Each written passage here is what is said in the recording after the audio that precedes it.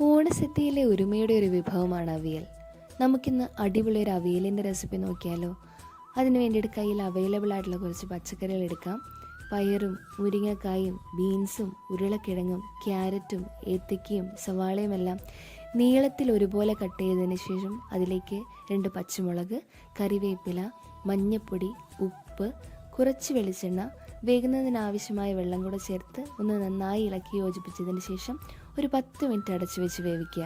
10 minute കഴിയുമ്പോൾ പച്ചക്കറികളൊക്കെ നന്നായി വെന്ത് കിട്ടും. പിന്നീട് അതിലേക്ക് ചേർക്കാൻ നമുക്കൊരു അരപ്പ് തയ്യാറാക്കാം. അതിനായിട്ട് കുറച്ച് തേങ്ങ, ചുവന്നുള്ളി, 2-3 അല്ലി വെളുത്തുള്ളി, പച്ചമുളക്, കറിവേപ്പില, കുറച്ച് ജീരകം, ലേശം വെള്ളം കൂടെ ചേർത്ത് അത് നന്നായി ഒന്ന് ഒതുക്കിയെടുക്കുക. ഒരിക്കലും അത് അരഞ്ഞു പോകരുത്. പിന്നീട് നമുക്ക് വേവിച്ച് വെച്ചിരിക്കുന്ന പച്ചക്കറിയിലേക്ക് ചേർത്ത് കൊടുക്കുക.